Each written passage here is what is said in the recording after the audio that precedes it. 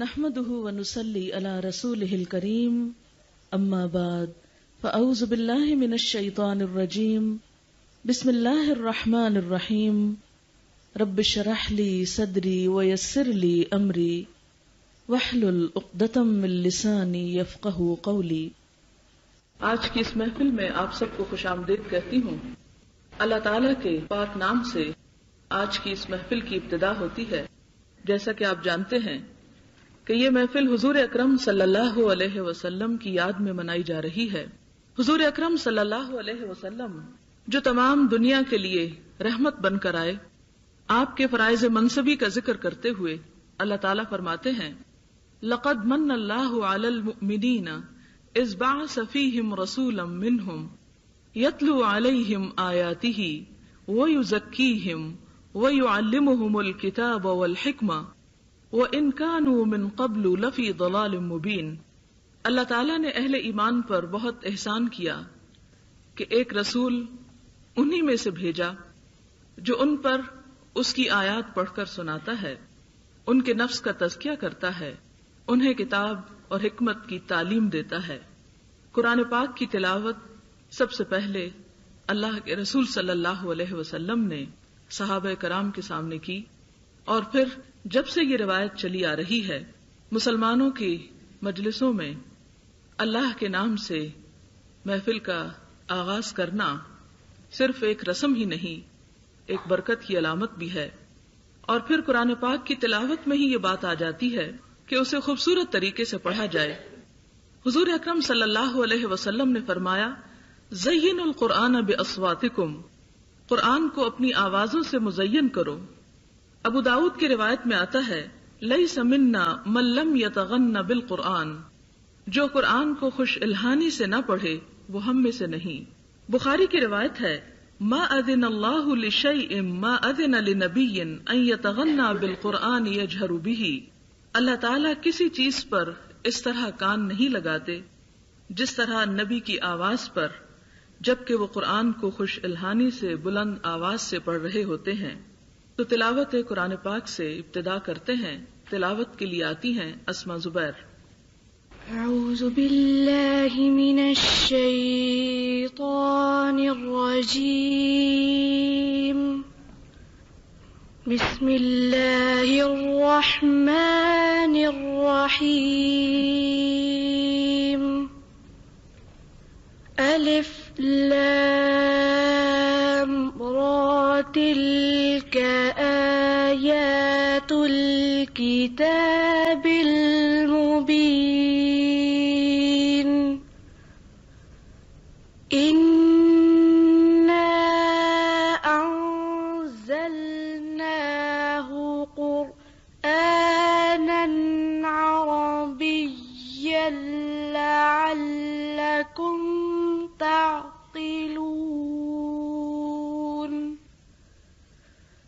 نحن نقص عليك أحسن القصص بما أوحينا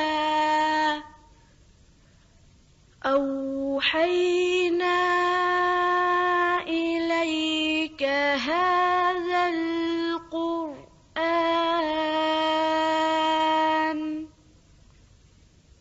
وإن كنت من قبله لمن الغافلين،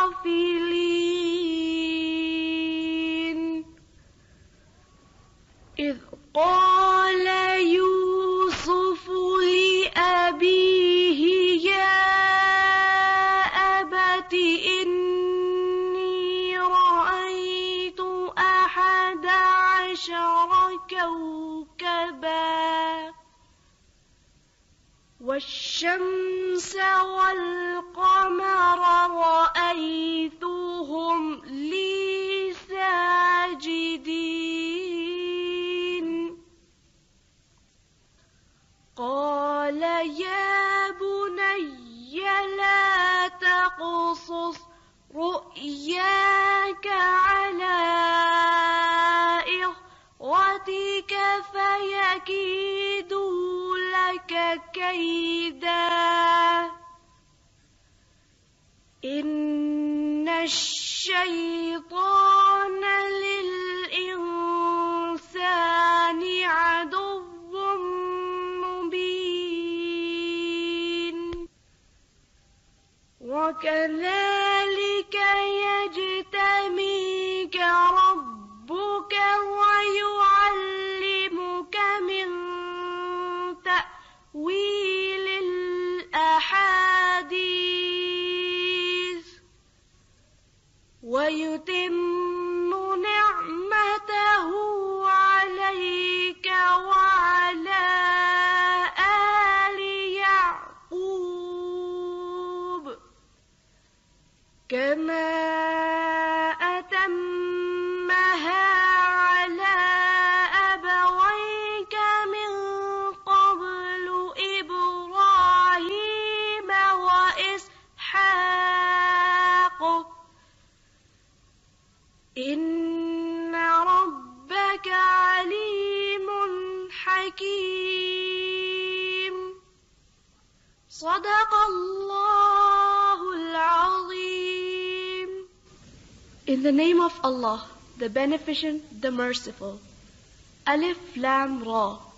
These are the verses of the book that makes things manifest. Surely we have revealed it, an Arabic Quran, that you may understand. We narrate to you the best of narratives by our revealing to you this Quran, though before this you were certainly one of those who did not know. When Yusuf said to his father, "O my father, surely I saw 11 stars and the sun and the moon. I saw them making prostration to me." He said, "O my son,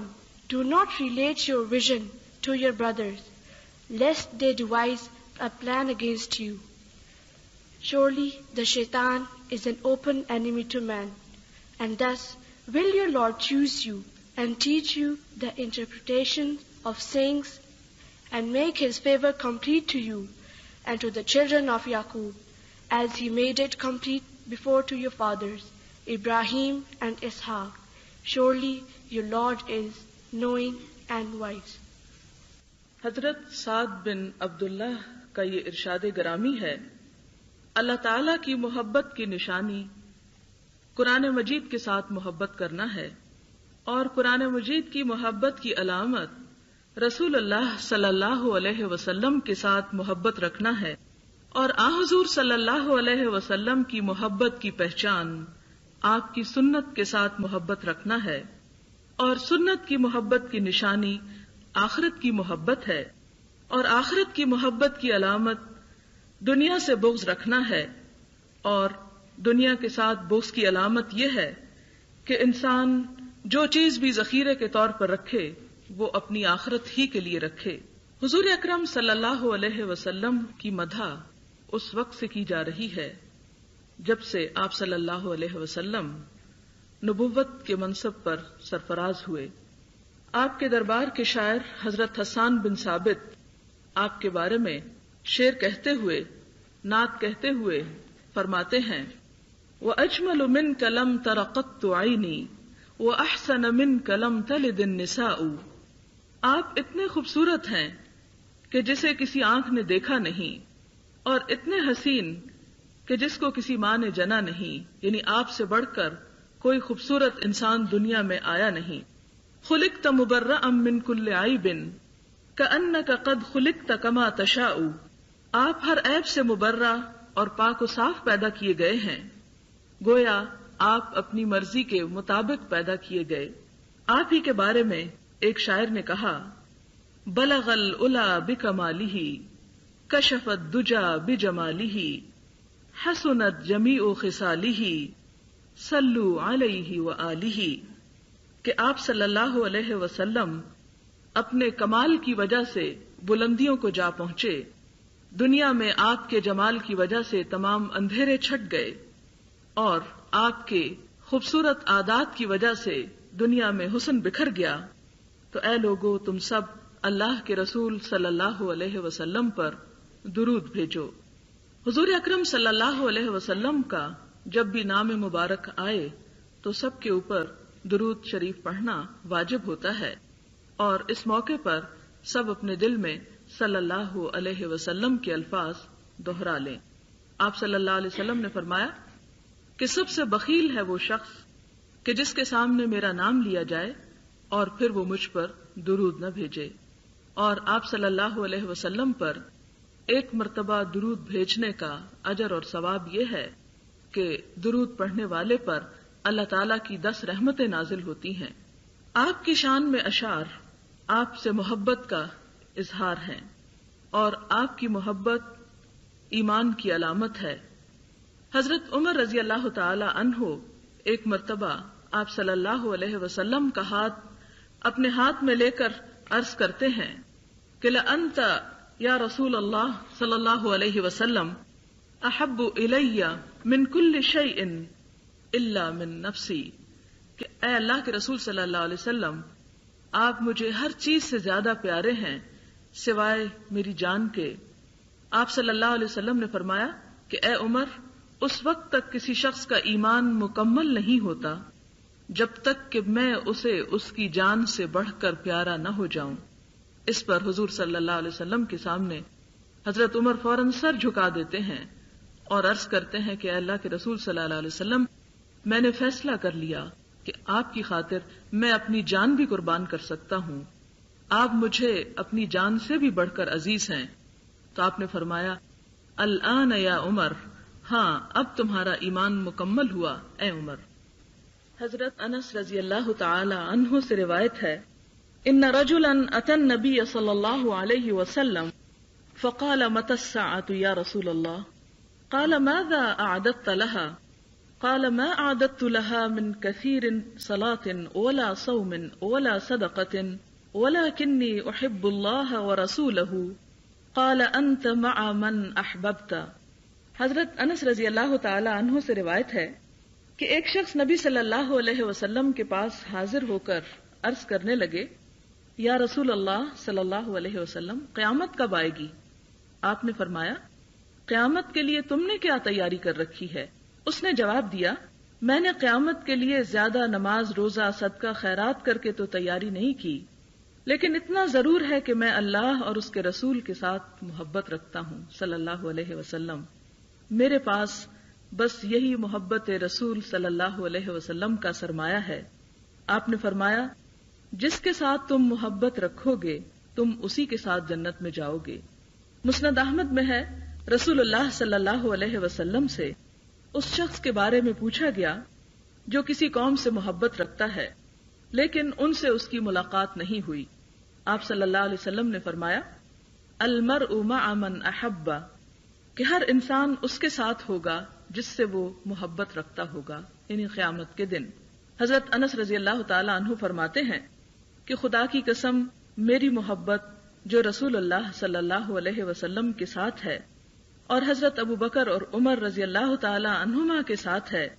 مجھے امید ہے کہ اللہ تعالیٰ مجھے انہی لوگوں کے ساتھ اٹھائے گا اگرچہ میرے اعمال ان جیسے نہیں ہیں۔ اور پھر یہ شعر بھی ہے احب الصالحین ولست منہم لعل اللہ یرزقنی صلاحا، کہ میں نیک لوگوں سے محبت کرتا ہوں لیکن خود کو ان میں شامل نہیں سمجھتا، اس امید پر کہ شاید اللہ تعالیٰ مجھ میں بھی نیکی کی کوئی صفت پیدا کر دے۔ آپ صلی اللہ علیہ وسلم کی محبت کا تقاضا ہے کہ آپ کی پھر اطاعت بھی کی جائے، آپ کی بات بھی مانی جائے۔ کسی نے خوب کہا ہے تعص الرسول وانت تظہر حبہ هذا لعمری فی الزمان بدیع لو كان حبك صادقا لأطعته ان المحب لمن يحب مطیع۔ تم حضور صلی اللہ علیہ وسلم کی نافرمانی کے باوجود محبت ظاہر کرتے ہو، خدا کی قسم یہ تو بڑی عجیب بات ہے۔ اگر تم کو اللہ کے رسول صلی اللہ علیہ وسلم کے ساتھ سچی محبت ہوتی تو تم ان کی اطاعت اور فرما برداری بھی کرتے، کیونکہ دوست اپنے دوست کا کہا مانتا ہے۔ انسان جس سے محبت کرتا ہے اس کا مطیع بھی ہوتا ہے۔ محبت ایک طبعی کشش کا نام ہے جو محبوب کے لیے ہر طرح کی تکلیف، دکھ اور غم اٹھانے کا سبق دیتی ہے۔ آپ صلی اللہ علیہ وسلم نے فرمایا لا يؤمن احدكم حتى اكون احب اليه من والدہ وولدہ والناس اجمعین، تم میں سے کوئی شخص اس وقت تک مومن نہیں ہو سکتا جب تک میں اس کے نزدیک اس کے ماں باپ، اولاد اور سب لوگوں سے زیادہ عزیز نہ ہو جاؤں۔ اسی لیے قرآن پاک میں اللہ تعالیٰ نے فرمایا، یا ایھا الذین آمنوا لا تتخذوا آباءکم واخوانکم اولیاء ان استحبوا الکفر علی الایمان ومن یتولہم فاولئک هم الظالمون قل ان كان آباؤكم وأبناؤكم وإخوانكم وأزواجكم وعشيرتكم وأموال اقترفتموها وتجارة تخشون كسادها ومساكن ترضونها أحب إليكم من الله ورسوله وجهاد في سبيله فتربصوا حتى يأتي الله بأمره والله لا يهدي القوم الفاسقين۔ اے مسلمانوں، اپنے باپوں اور اپنے بھائیوں کو بھی دوست مت سمجھو اگر وہ کفر کو اسلام سے زیادہ عزیز سمجھیں۔ تم میں سے جو لوگ بھی پھر ان سے محبت کریں گے وہ ظالم قرار پائیں گے۔ آپ کہہ دیجئے کہ اگر تمہارے آباء و اجداد اور تمہارے بیٹے اور تمہارے بھائی اور تمہاری بیویاں اور تمہاری تجارت جس کے مان پڑ جانے کا تمہیں خوف ہے اور تمہارے گھر جنہیں تم بہت پسند کرتے ہو تمہیں اللہ اور اس کے رسول اور اس کے رستے میں جد و جہد سے زیادہ پیارے ہیں تو پھر انتظار کرو یہاں تک کہ اللہ اپنا فیصلہ لے آئے، اور اللہ فاسق قوم کو کبھی ہدایت نہیں دیتا۔ آپ صلی اللہ علیہ وسلم سے محبت کی بے شمار مثالیں ہمیں سیرت صحابہ میں مل جائیں گی، لیکن حقیقت یہ ہے کہ آپ صلی اللہ علیہ وسلم نے اپنی محبت کو ہمیشہ اپنی اطاعت کے رنگ میں ڈھال دیا۔ آپ نے فرمایا، من احب سنتی فقد احبنی ومن احبنی کان معی فی الجنہ، جو میری سنت سے محبت کرے گا، میرے طریقوں سے محبت کرے گا، وہ دراصل مجھ سے محبت کرتا ہے، اور جو مجھ سے محبت کرتا ہے وہ جنت میں میرے ساتھ ہوگا۔ اسی طرح ہم دیکھتے ہیں کہ قرآن پاک میں اللہ تعالیٰ اہل ایمان کے تعلق کو نبی صلی اللہ علیہ وسلم کے ساتھ ان الفاظ میں بیان فرماتے ہیں، النبی اولی بالمؤمنین من انفسہم، کہ نبی صلی اللہ علیہ وسلم تو اہل ایمان کو اپنی جانوں سے بھی بڑھ کر اپنے قریب ہیں۔ لیکن ہم دیکھتے ہیں کہ آپ کی یہ محبت صحابہ کرام کو عمل کی طرف لے جاتی ہے۔ ایک شخص آپ صلی اللہ علیہ وسلم کی خدمت میں حاضر ہوتا ہے اور عرض کرتا ہے، اے اللہ کے رسول صلی اللہ علیہ وسلم، میں آپ سے بہت محبت کرتا ہوں۔ آپ نے فرمایا، اگر تم مجھ سے محبت کرتے ہو تو پھر میرے ساتھ مشکلات کا مقابلہ کرنے کے لیے بھی تیار ہو جاؤ، اس لیے کہ جو شخص مجھ سے محبت کرتا ہے مشکلات سیلاب سے بھی زیادہ تیزی کے ساتھ اس کی طرف بڑھتی ہیں، کیونکہ اللہ کے رسول صلی اللہ علیہ وسلم کائنات میں اللہ تعالیٰ کی محبوب ترین ہستی تھے، لیکن زندگی میں جتنے دکھ اور تکلیفیں اور غم آپ نے اٹھائے اس کے مقابلے میں کوئی اور ہمیں نظر نہیں آتا۔ لہذا اگر آپ کی محبت میں کبھی کانٹوں پر بھی چلنا پڑے اور آپ کی محبت میں کبھی پاؤں میں چھالے بھی پڑ جائیں تو اسے اپنی خوش قسمتی تصور کیجیے۔ آپ صلی اللہ علیہ وسلم کے ساتھ صحابہ کرام جب بھی محبت کا اظہار کرتے، ایک مرتبہ صحابہ کرام آپ کے وضو کا پانی جھپٹ رہے تھے اور قریب تھا کہ ایک دوسرے سے لڑ پڑیں کہ آگے بڑھنے کے لیے آپ کے وضو کے پانی کو لینے کے لیے، اور یہ کچھ وہ برکت کے لیے کیا کرتے تھے۔ تو آپ صلی اللہ علیہ وسلم نے ان سے پوچھا کہ تم ایسا کیوں کر رہے ہو؟ تو انہوں نے عرض کیا، آپ سے محبت کی وجہ سے۔ تو اس موقع پر آپ نے فرمایا، جو شخص مجھ سے محبت رکھتا ہے اسے چاہیے کہ جب بات کرے تو سچ بولے، جب اس کے پاس امانت رکھی جائے تو اس میں خیانت نہ کرے، اور اپنے پڑوسیوں کا خیال رکھے۔ اسی طرح ہند بنت عتبہ جب مسلمان ہو کر آپ کی خدمت میں حاضر ہوئیں تو اپنے جذبات کا اظہار ان الفاظ میں کرتی ہیں، یا رسول اللہ، ما كان على ظهر الارض من اهل خباء احب الي ان يذلوا من اهل خبائك ثم ما اصبح اليوم على ظهر الارض من اهل خباء احب الي ان يعزوا من اهل خبائك۔ بخاری کی اس روایت کا مطلب یہ ہے کہ یا رسول اللہ صلی اللہ علیہ وسلم، ساری دنیا میں